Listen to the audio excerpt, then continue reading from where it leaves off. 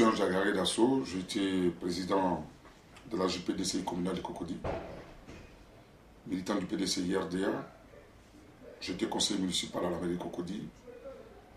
J'ai été en 2001 directeur communal de campagne de M. Ngouanka Mathias.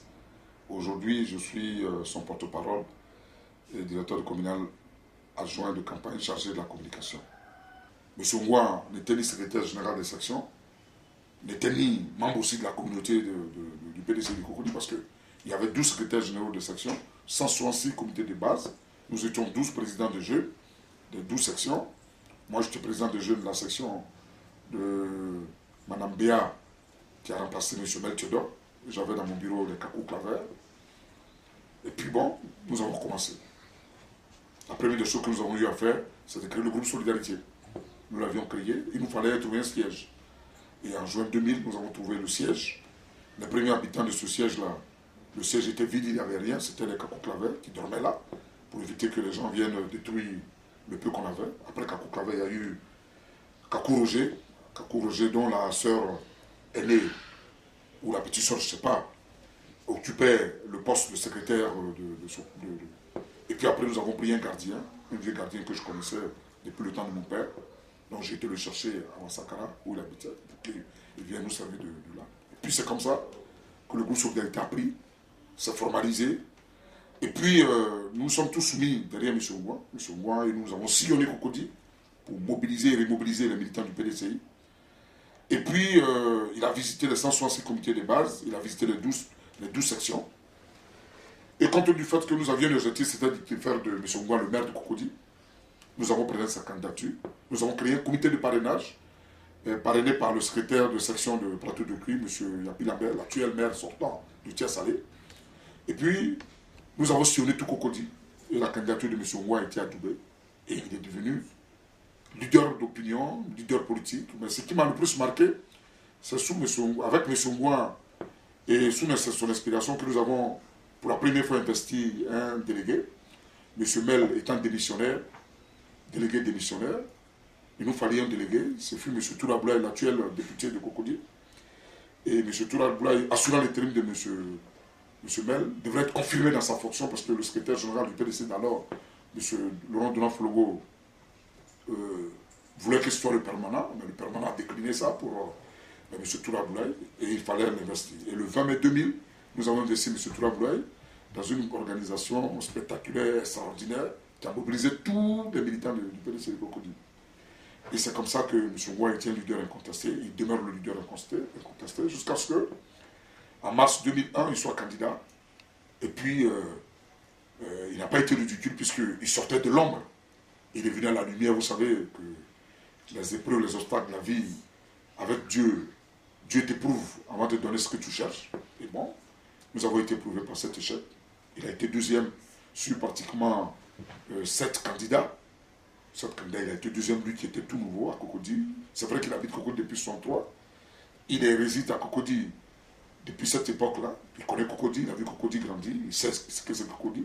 Mais il n'était pas dans les activités politiques à cette époque. Bon, c'est vrai qu'en 1990, il avait créé le CAR. Et puis lorsque le président Bédié a cédé au pouvoir à l'association de Félix Houphouët-Boigny, il a créé le SAPRES avec ses amis pour aider le président Bédié. Donc, il est militant du PDCI RDA.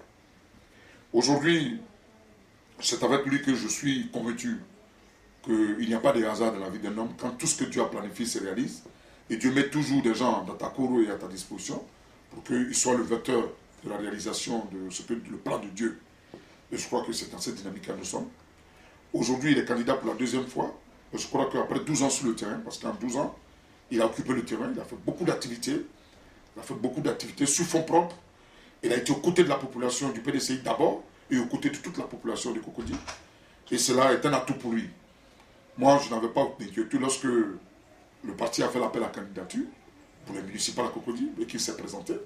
Il avait contre lui 6 autres candidats dans le cadre des primaires à l'intérieur du parti.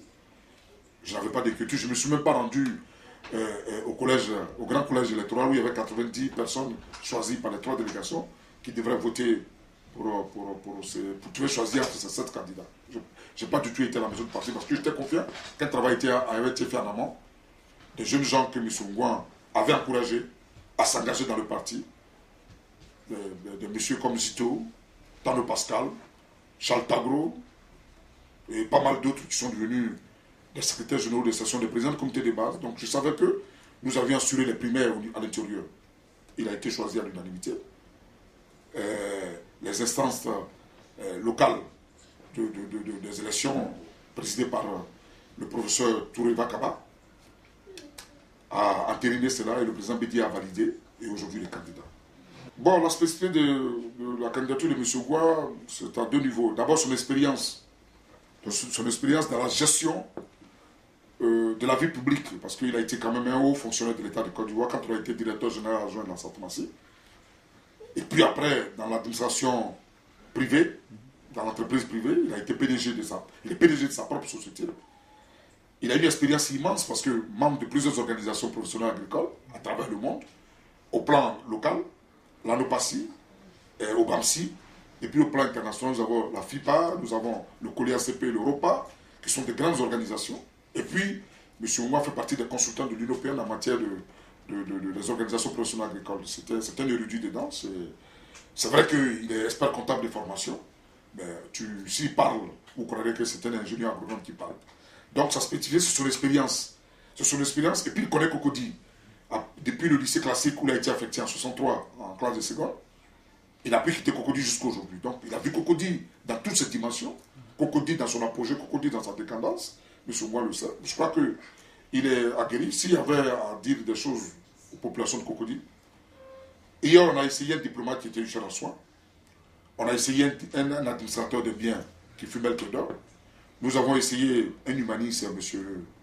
Gaumont. Bon, il y a un planteur qui se propose, un paysan. Je crois que Cocody va pouvoir l'essayer. Et M. Gaumont a beaucoup d'idées. Beaucoup d'idées et une vision.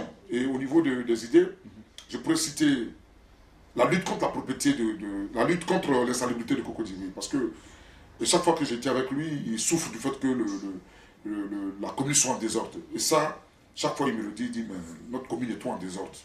Bon, quelqu'un qui a beaucoup voyagé, ça c'est. Pourtant, en même temps, il aide les jeunes, il va aider les femmes. Et puis il dit souvent quelque chose qui me plaît beaucoup, il dit que quand la femme va bien en économie, la femme se porte bien en économie, la famille se porte bien, tous les enfants sont heureux. Je crois que c'est une bonne vision de la vie familiale.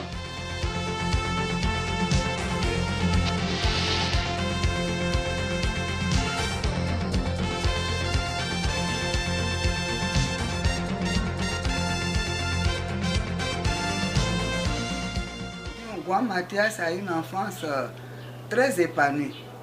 C'est un enfant qui sait vivre depuis son jeune âge, il savait vivre dans le peuple. Par exemple, sur les bêtés, en tout cas, il se mettait dans la peau des bêtés. Le matin, très tôt, quand les parents partaient au champ, Mathias partait au champ avec eux. Et même s'il fallait dormir dans les greniers, parce qu'on a des tantes qui avaient des champs de riz, et comme le campement est très loin du village, souvent on dormait là-bas.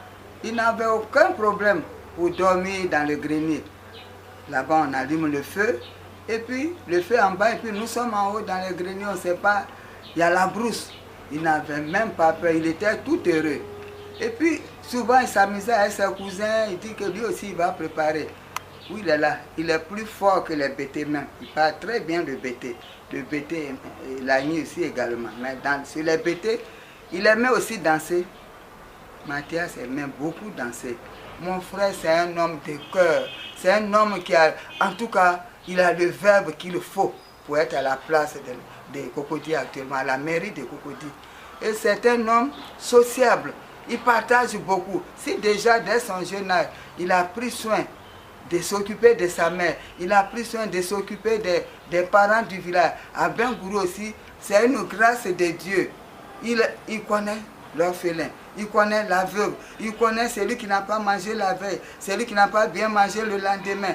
Il passe de maison en maison, il passe dans les quartiers, il passe même dans les écoles. Il y a beaucoup à qui Ngouanka Mathias a donné du travail. Pourtant, il n'est pas à la mairie encore.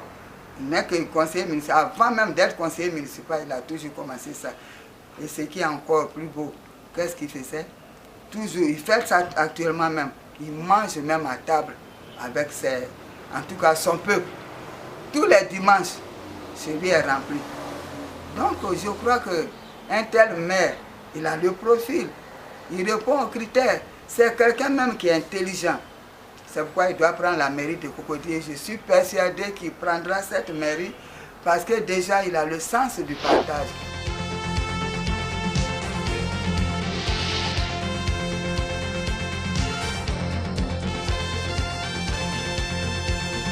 Cocody, c'est une commune riche. Mais jusqu'à présent, ceux qui gèrent les sous de la commune n'ont pas contrôlé le système pour optimiser les encaissements des impôts. Nous avons M. Mesmer qui est directeur régional d'impôts.